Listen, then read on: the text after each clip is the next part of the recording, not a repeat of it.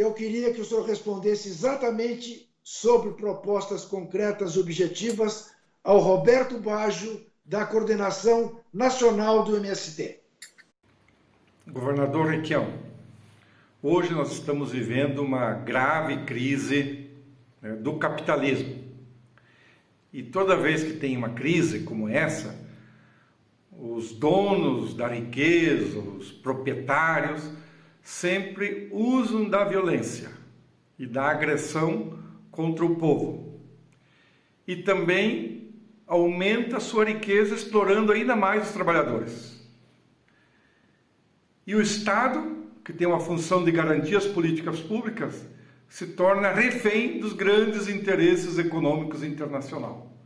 Então, como que a gente sai de uma crise desse tamanho? E também, mais da metade da população brasileira, mais de 120 milhões de brasileiros, passam fome, não se alimentam o suficiente todos os dias. E qual é a importância e a atualidade da reforma agrária para produzir o arroz, o feijão, a carne, o leite, a verdura, para chegar na mesa do povo brasileiro? Baggio, amigo velho, você sabe que o Partido Socialista, fundado pelo meu bisavô, contemplava a reforma agrária como um dos elementos principais para o progresso econômico do Brasil, para o projeto nacional. Eu podia dar para você uma série de observações teóricas sobre o que se pode fazer. Vamos falar sobre o que nós fizemos aqui no Paraná, Baggio? A prática é o critério da verdade. Eu não vou dizer para você o que eu não fiz. Eu assumi o governo do Paraná numa tensão social brutal. A Polícia Militar achava que o MST era composto por revolucionários cubanos que queriam vir aqui tomar a casa das pessoas de classe média. E um dia eu encontrei um oficial da polícia, foi até recentemente comandante da Polícia Militar, ele me disse o seguinte: governador, no governo anterior ao seu, do Lerner, eu fui mobilizado para fazer o despejo num acampamento. Eu estava com a metralhadora engatilhada. Eu estava doutrinado de que eu tinha que enfrentar cubanos invasores junto com o MST que estavam tentando ocupar as fazendas produtivas do Brasil. Na frente de uma barraca, eu chutei o pedestal de apoio, a barraca caiu e eu, com a metralhadora engatilhada, apontei para dentro. E encontrei uma senhora amamentando, com uma criança nos braços e outra chorando do seu lado. Não é possível que esse clima se multiplique desta forma, com tanto erro. O que eu fiz? Eu convoquei o Baggio e as lideranças do MST e convoquei todos os oficiais superiores da Polícia Militar do Paraná. Não me lembro se foi uma sexta, num sábado, num domingo. Levei todos para o quartel da Polícia Militar, fechei as portas e promovi uma grande discussão dos motivos pelo qual o pessoal brigava pela terra, para a polícia entender também por que eles agiam daquela forma brutal e não deviam agir. Eu nunca mais tive um atrito no Paraná. O pessoal começou a se entender. E no meu governo acabou atrito com sem terra. Ocuparam terras vazias, devolutas. Eu coloquei tratores e coloquei os agricultores, os técnicos da Emater e do IAPAR trabalhando junto com os acampamentos. Vivemos em convivência e mostramos que o movimento social pode ser respeitado. É claro que o movimento social tem desbordes em determinados momentos, não é?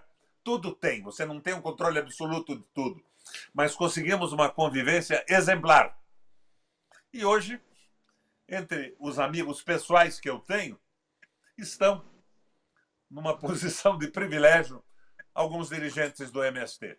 Então, essa coisa de escorraçar sem terra, no Paraná, Kifuri, o Baggio que pode me ajudar a confirmar aí, 92% das propriedades, não do tamanho, 92% das propriedades são propriedades familiares rurais, que produzem comida que vem para a nossa mesa, que produzem a variedade de alimentos que a nossa sociedade produz, desde da mandioca, né, que é o yuca, para os astecas, é a macaxeira, o aipim, para nós no Brasil, a variedade enorme de alimentos que as pequenas propriedades produzem. E daí eu comecei, criei um fundo de aval.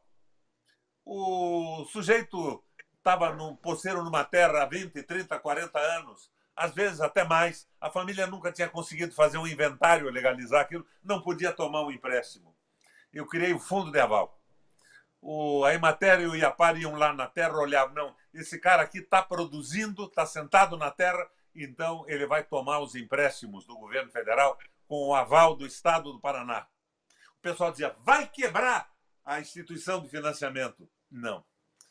A adimplência foi absoluta. Esse pessoal respeita a possibilidade de crédito que lhe foi oferecida. E nós tocamos isso e administramos isso com sabedoria. Agora, não é possível que o Paraná vire uma plantation como foi a África para a Inglaterra. E o dia que a Inglaterra saiu, não sobrou nada, não sei miséria. Estão vendendo terra brasileira.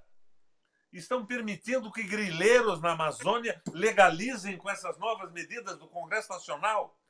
Não respeitam o agricultor, não respeitam a população.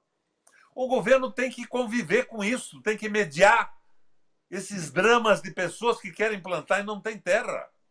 Eu dizia o seguinte, não vou pôr a polícia em determinadas ocupações, nem por ordem judicial, porque a morte de um agricultor, num caso em que você nem sabe se o proprietário da terra é realmente o proprietário, como o caso aqui do Paraná, de grande invasão por um grupo gaúcho, de uma área também de um país europeu, o meu mandato não vale a morte de um agricultor. E eu resisti a isso tudo. Foi uma guerra pesada, parte reacionária do judiciário queriam me tirar do governo, queriam uma intervenção federal, mas a intervenção precisa da nomeação do interventor, da aprovação do Conselho de Segurança Nacional e da aprovação da Câmara e do Senado. Não é bem assim. E nós conseguimos conviver. O resultado disso, Kifuri, foi que eu saí do meu terceiro governo com 87% da aprovação dos paranaenses. Então, é a resposta que eu dou. Nós temos que conviver com isso, com coragem.